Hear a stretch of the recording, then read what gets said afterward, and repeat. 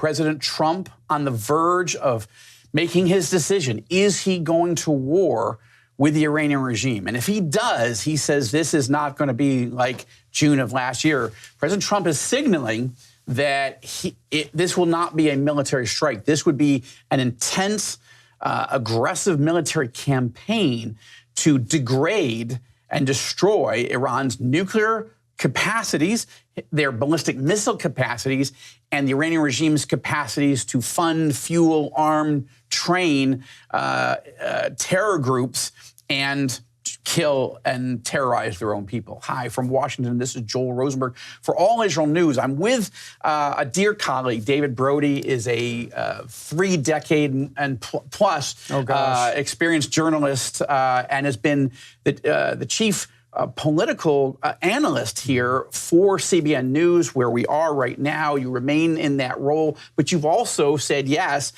to using a little bit of your spare time to be a senior correspondent here in Washington for All Israel News. First of all, David, I'm so grateful for your friendship over all these years.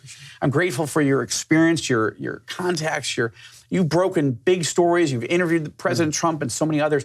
And to bring that expertise in addition to all that you're doing for CBN and your morning show on Real America's Voice, but also to help us with All Israel News, I'm deeply grateful. And it's great to spend some time, especially just after this historic State of the Union address by President Trump on the eve of war.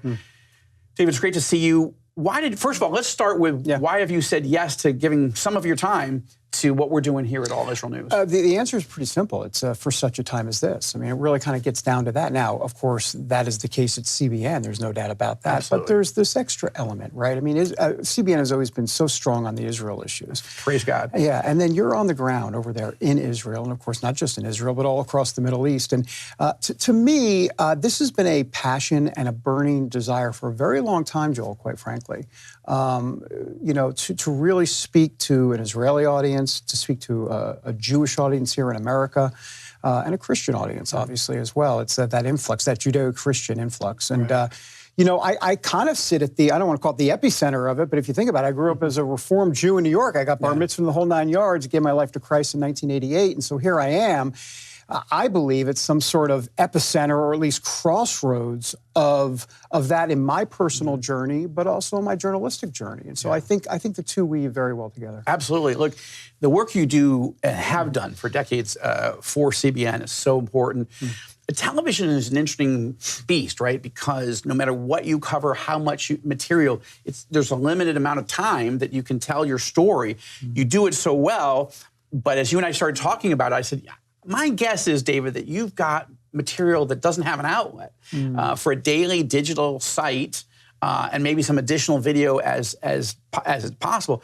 We would deeply value, because your expertise, your reporting, because we don't have a bureau. CBN's got the bureau here, and we should be linking together to work together.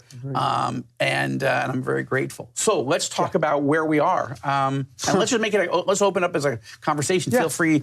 Let me answer any questions you have. But State of the Union, I had the opportunity to be there. It was fascinating to be in the room where it happens. Well, President Trump does not make it boring. It's fantastic. You're crazy. It's a crazy party. They don't even stand to defend Americans. What about the gold medalists, hockey players? You can't even stand. You're not against illegal aliens. What's your problem? It was entertaining. I mean, genuine. And when my colleague from All Israel News, Hanan Lashinsky, we happened to be guests of the Speaker of the House, Mike Johnson. Yeah. Wonderful evangelical, and he's doing an amazing job. I want to ask you about him, about Trump, about Vance. But to watch the floor and to watch Rashida Tlaib, the Palestinian-American Israel hater, Trump hater, Ilan Omar, the Somali-born American Democratic congresswoman who's shouting, "You're a murderer," to the President of the United States on the floor of the House. There was a lot of theatrics there. It was a bit of a carnival. But I still thought it was a phenomenal speech by the president at a historic moment. I did too. I was struck by the fact that he put foreign policy actually in the latter part of the speech, and he kind of he didn't discount it at all, but it was definitely more of an afterthought in this speech, and I think that was done intentionally. Obviously, I mean, a lot of people are saying, well, wait a minute, we were expecting some sort of maybe more boldness on Iran during the speech, or a little bit. No, he was actually it was very muted, if you will, and that's intentional. I mean, my understanding. Yeah, what is your take? Right, because George W. Bush might have given a speech in which Iran was front and center. Right, axis of evil and the whole thing. Right. So we probably went an hour and a half before we got to foreign policy. I didn't think that was wrong. I didn't either. In fact, I thought we've got a red hot economy, and a lot of his policies are working. But I was curious your take of why did he lead with everything else and get to foreign policy on the verge of a war that late in the speech? I think there are a couple of things. First of all, just as it relates to Iran, when he was being muted about Iran, that signified to me something important, because I've known Trump for about 15 years or so. When he gets kind of quiet, and when I can't put quiet and Trump in the same sentence, but when he gets somewhat muted or quiet, get ready. Meaning he wasn't being bombastic. He's not making threats. That's right. And he was more subdued. Okay. And when he is subdued, that means get ready, buckle your seatbelt. Something's coming. Interesting. That's my take on it. That's an interesting take, for you knowing him that long. That's typically what will happen. So my guess is, it's just a matter of time, as we all think it will be regarding Iran. But to a larger point on the State of the Union, look, he spent about, I would say, 85%, 90% of his speech on domestic issues. He needs to do that, right? Yeah. I mean, there has been a lot of talk about the Monroe Doctrine, about Venezuela, about Iran, about Israel, about Greenland, Cuba. I mean, we can go on and on. I feel like lions, tigers, and bears, oh my. Yeah. And so because of that, I think there's been this view within the MAGA movement, within America First, within his base, within the midterm voter electorate, which is what everybody's wondering about. Right. That he's giving too much ink, if you will, or at least too much time and attention to foreign policy. Foreign policy. And here's the thing. The truth of the matter is you can walk and chew gum at the same time, right? I mean, he's done so much. Just look at the board, and we just go down the list of domestically what he's done. Right. But there's been a perception, and Donald Trump is always about PR. Donald Trump knows that perception is reality, and he's his best PR agency. It's the DJT Inc. I mean, that's what he is, right? Yeah. And so because of that, he did 80 to 90% on domestic issues, and that was intentional as well. He started with the economy, but he didn't just let up there. He made foreign policy an afterthought, and I thought that was because he knows he needs to regain the momentum from a PR standpoint. They'll say, the White House will say, they have a great record to run on. But if voters aren't feeling it, you got to be able to make the sell, and Trump knows that better than anybody. Well, he had the biggest audience he's going to get for a while. True. He does have a good story to tell. I mean, the economy is roaring. We're at 5.4% GDP growth of an economy this size. The last quarter, that's a huge amount of growth. Inflation has dropped from over 9% under Biden to 2% thereabouts. Real wages are real wages. Real wages are going up. Right. Gas prices are coming down. Oil prices are coming down. Core inflation is going down. So it is a good story, but I think it is early. I think most Americans don't feel it yet, but they probably, with Venezuela, Iran, everything else, and the Democrats attacking, they're probably not hearing his case. This was his strongest moment to make it. Here's the thing. You mentioned a lot of positive economic indicators. There's a couple that are concerning, to a degree, a little bit. Grocery prices, the old, just what kind of things you buy at the grocery store, up about 3% or so. Not much, but up.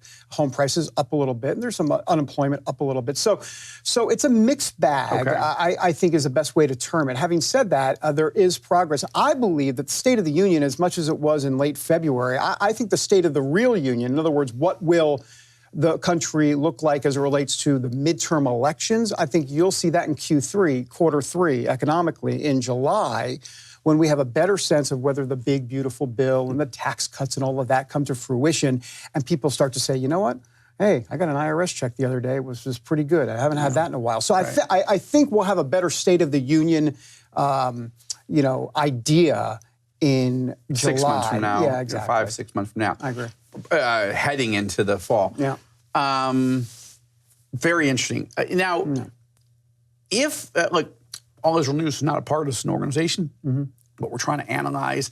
What I think is fair to say, President Trump has been the strongest proponent of the U.S.-Israel relationship. Every American president has just talked about it, and many of them have done very good and important things, including Democrats. But I don't think there's any question that President Trump has been more pro-Israel and pro-U.S. Israel, doing actions and explaining why Israel is in America's interest. It's not, he is not being dragged along by Prime Minister Netanyahu, but he's working with Netanyahu. Tucker Carlson of that, by the way. Well, right? Anything else? Sorry, go ahead. No, but that's the attack line. Tucker, Candace, Nick Fuentes, Megyn Kelly, and others are making the case that Trump is being dragged by the nose by a little country of 10 million people. Why would we do that? Trump is making a very robust case. This is one of my greatest allies, but I got other allies too. And Israel barely came up in the speech last night. Okay, but we're all Israel news, so we're focusing on how does the U.S. economy and U.S. foreign policy, U.S. national security policy, how does it affect Israel and Iran? So in the foreign policy section, what was your takeaway? What were some of the key headlines for you? Well, a couple of things. I noticed that he didn't use Monroe Doctrine, which was interesting. I mean, once again, I thought the whole thing, not just Iran, but I thought on foreign policy overall, it was understated. Israel, for example. I mean, I tell you what, I always wonder about Trump on I call it the prompter retention rate. Where is he exactly? In other words, how much is he sticking to prompter? And because I have the script in front of me of where he's at, I'm looking at the script, I'm looking up and going, okay, that's not in the script. So he was probably at about 80% on prompter, thumbs up, 20% nervous Susie Wiles and others in the background. And one of the things— Susie Wiles being the chief of staff. And trying to not rein Trump in, but trying to keep him focused. Yeah, and I got to tell you, he went there yesterday, or excuse me, on Wednesday or Tuesday night. I get all my days confused with Hamas. Where he said, "Hey, they dug up some bodies. They worked with the Israel." Really, stop, stop. You're off prompter. Please go back on prompter. Right.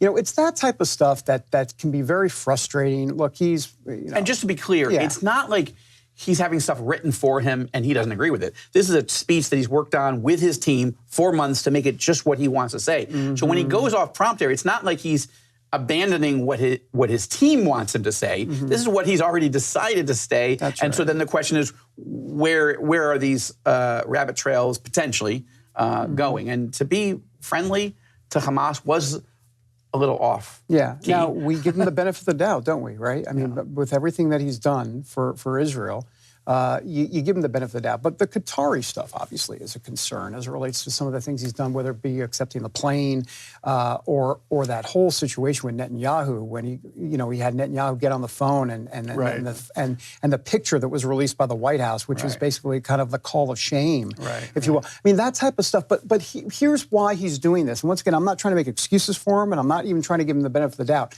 But he's doing that because for Trump, it's all about don't screw up the deal. That's all that matters to him, right? He's not a Republican, right? He's a Trump-publican, right? He's an art of the deal guy. So when in his view, at least, in Trump's view, when Israel hit Qatar, that was upsetting the apple cart. That was upsetting the deal. We need Qatar for X, Y, and Z and the whole thing. So, what are you doing? So this idea that there's some sort of moral prism, and I hate to kind of criticize him on the moral prism aspect, though many people will. He doesn't look at it necessarily through a moral prism as much as he looks at it from a business dealing and an art of the deal. It's very transactional. And by the way, that has a negative connotation because we've heard before that, the relationship with evangelicals was always transactional. I don't believe that was the case at all. I wrote a book called The Faith of Donald Trump. And in that book, I was in the Oval Office and I spoke to Trump. And I said, so why do you like evangelicals so much? I'm curious about that. He goes, because they have a passion. They have a passion for their God. He didn't say their God. He said a passion for God, for Jesus. And, he likes people that are, how do I say it, kind of Friday Night Lights, run through the banner. He likes people that have passion, and evangelicals have passion. Convictions for God, and he loves that. And that's what was the attraction for Trump as it relates to evangelicals. He's also experienced grace, even things that he said or has done in the past, or evangelicals have given him a lot more grace. Some people can call it, abandoning, so critics, especially evangelical never Trumpers, will say, you're just willing to let him say and do anything. Evangelicals who love the president, don't agree with him on everything, but feel like he's the best case of moving our agenda forward, would say, this is called grace. We're not criticizing him for every single thing he's doing. We respect the office, and he's the one that getting rid of Roe v. Wade. He's the one, protecting marriage. He's the one against children being forced against their parents' will to be changed from a boy to a girl or a girl to a boy. That's cultural warriorism that we would not have expected from a once Manhattan liberal, like a billionaire like Donald Trump. We would never imagine that he would be the cultural champion or a champion of evangelical principles, but he has been. No, he has been, because this just in, we've read the Bible. And we know the stories are replete with examples of fallen men who God will take. God uses imperfect people, right, to accomplish his perfect will. And I think we understand that. And that's where that grace comes in, Joe. Yeah.